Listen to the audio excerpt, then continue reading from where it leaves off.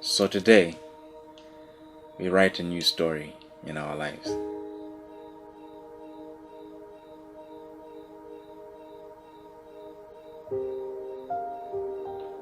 But like any other story, we need to go back to the beginning. I first met Casella at a church meeting. I was a first year student and I was new at church. A friend introduced us, and that was it. We shook hands. She went her way, I went mine. It wasn't love at first sight. It was just a very simple introduction, and we were acquaintances for the longest time. And time passed. It's in third year when things changed. We bumped into each other on campus one time, and he offered to escort me to my class. Me being me, trying to look out for people and stuff. I noticed she wasn't herself. I approached her. And it's in that time that we had a decent conversation, and I got to know him just slightly better. And I know it's hard to believe that this wasn't even a date or me planning something, but it wasn't. It was innocent. Then he asked if we could hang a little bit more, but made it very clear that he wasn't interested in me like that. As I walked away, I remember that, okay, she may think maybe I'm trying to make a move here or something. So I spoke it as bluntly as possible and said, listen, this is just simply me looking out for you as a sister. Nothing more. And it sounds funny as I say it now, but anyway. And I think the disclaimer helped because I wasn't trying to impress him. I was just really trying to get to know him as a friend. We talked, and really that was the beginning of everything. Yeah, we started spending a lot of time together. We would meet up on campus. He was a tutor, I was a student. We texted from that point on. It became nice, it was fun. He was an interesting person to get to know. He's one person who loved his God. He was super funny.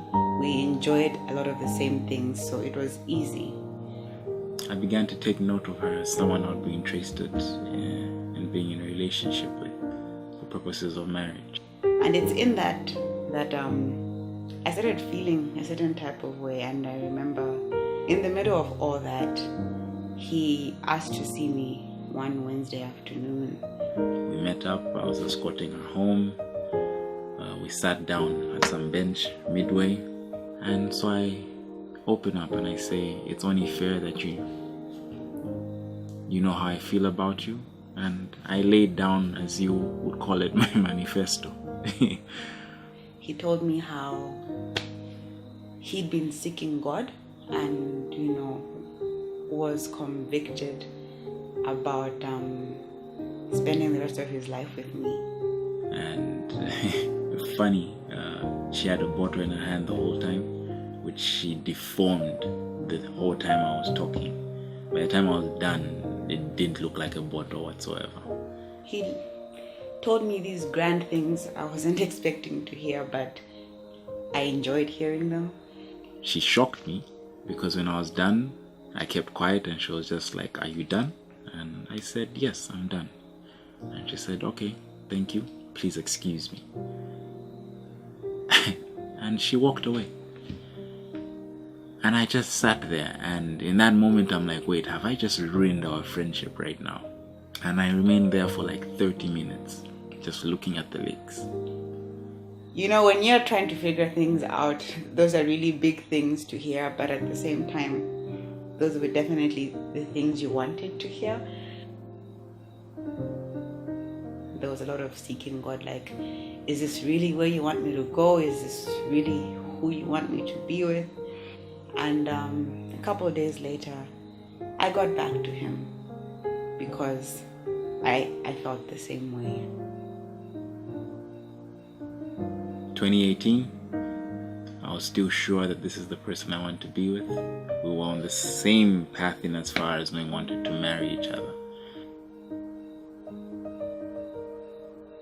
One Saturday afternoon, whilst I was home with Dad, he came over. He had been running a couple of errands, And all of a sudden, you know, he got serious. Like, imagine the scenario. I've got twists in my hair. I'm wearing a t-shirt. I'm in a chitenge. I'm wearing slippers. I got down on one knee and I asked her to marry me, to which she said yes, which is funny again because she had already said yes in the beginning. Yeah, I didn't think that whole on one knee thing would have the effect it did on me. And of course I said yes. And now we're here. There's no one else I'd want to spend the rest of my life with. As a Christian, someone to serve with. She's adventurous. I enjoy her company. She's an awesome person to be with. Paul listens. He seeks to understand. He's very loving and caring.